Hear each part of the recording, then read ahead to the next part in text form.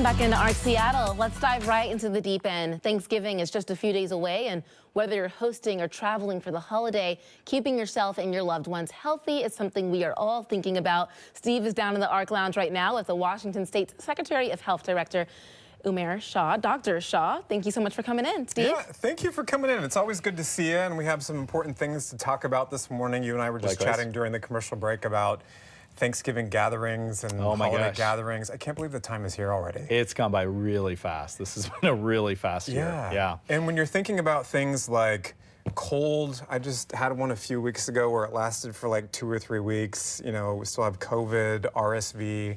What recommendations do you have for people, you know, as you're going to be gathering with your family to keep safe and kind of avoid all of that health stuff that's making its way? Yeah, I think you're really hitting on the main things that we're, you know, not just concerned about, want to make sure that people are thinking about is hopefully they've already gotten their vaccines, hopefully before, well in advance of the gatherings, that they've already gotten their vaccine. If they haven't, let's make sure to get those, because there are obviously additional holiday gatherings that are going to be coming up. But if you're sick, if you're, you know, kind of coughing, you think it's a cold, maybe allergies, right? Everything that we use to say it's not something more. This is the time really to make sure that you use all those precautions so that you don't get somebody else sick, right? You want to make sure that you are absolutely doubling down your hand washing and make sure if you're coughing or anything, you put it in your sleeve.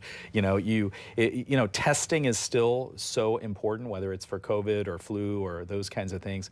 What we're really saying to people is that avoid those large gatherings if you yourself are sick, or if you are going to go into those gatherings, and I'm not recommending you do, but at least stay away from every elderly, seniors, kids, you know, people pregnant, you know, we just have to really be in a place that we're looking at the people that are most, you know, likely to have a negative response if they get sick from something we have. So let's just be careful about that. It's kind of going back to those basics that I know that you plugged so many times during the crux of the pandemic, and we still have to think about that. That's right. Now more than 4 years later. It's common sense, right? It is now common sense. That's right. And I know that you and I have chatted over the years about some of the vaccine hesitation that I think is still out there. For those folks that, you know, are a little bit leery of getting the flu vaccine, for example, or the latest COVID vaccine, what do you tell those folks to try to change their mind and roll up their sleeve? Yeah, you know, what I really say is talk to your healthcare provider, talk to your doctor, talk to somebody that you trust that is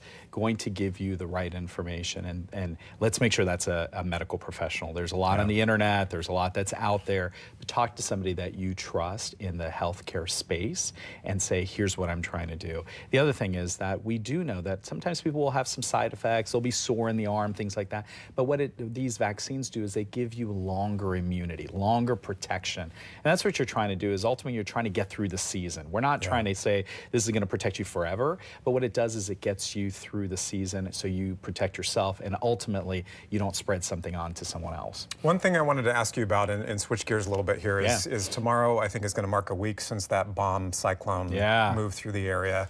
We still have thousands of people without power this morning. And I'm sure for a lot of those folks, maybe they did some pre-Thanksgiving food shopping. And that stuff has been sitting in the freezer or refrigerator for almost a week now.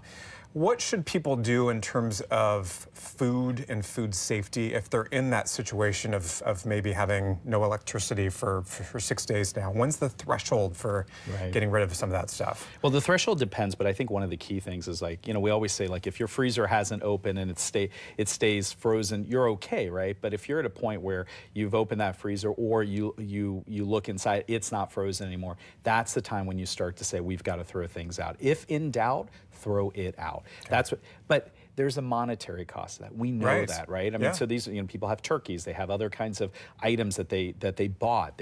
We don't, you know, people are already hurting right now with finances and money and end of year shopping. What we want to do is to say, let's not get sick because of something we did. So while it may hurt financially and otherwise, emotionally, to throw those things out, if you're not sure, or if it does feel like this has been out for a period of time. We usually say, like, in, you know, and like on the counter, if it's been several hours, those are things that are at risk. Well, obviously the same thing goes in the refrigerator and the freezer, just with a little bit differences in terms of the timing.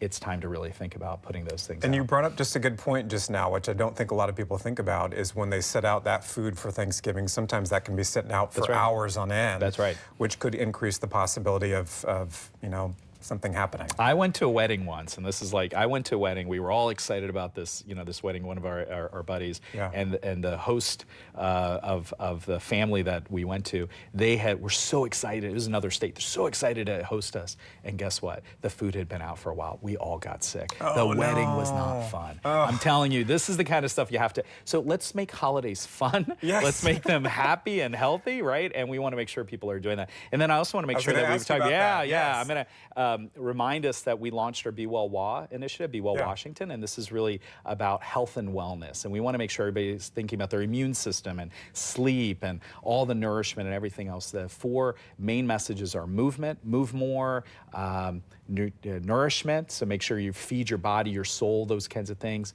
emotional well-being, and social connection. The holidays really make it hard for all of us. We get stressed. We don't sleep as much. We start to really get into the next thing. I got to go shop. I got to do the next thing. Got the gathering with That's the right, family gathering. and All the that. events Those and all things, they mess with our immune system. We want to make sure people are sleeping. They're making sure their kids are sleeping, that they're getting the rest. They're also hydrating, doing those things, and they're making sure that they're watching how and what they eat, because ultimately this is also a time where our immune system gets down. So Be Well WA, and I'm going to make sure you get one of these apples. Yeah. Don't eat this one. It's the squishy one. But it does help with stress. I was just going to say, stressed out during the holidays. That's definitely going to help. Thank you for that. Absolutely. Where can people go for information if they want more on Be Well WA? Yeah, bewellwa.org. Okay. O-R-G, that's it, bewellwa.org. And remember, you want to set yourself up today so you're better than where you were yesterday from a health standpoint, and you're setting yourself up for an even better tomorrow. And I think even more important to remember, especially during the holiday season when we're all stressed out. Yes, absolutely. A lot going on. Happy holidays to you. Yeah, you too. Thanks for having me. me. Coming in. Absolutely. BeWellWA.org. Lots of information to check out. Always good tips from Dr. Shah. Steve, bring me up one of those stress balls. I will. We're all stressed out. Thank you.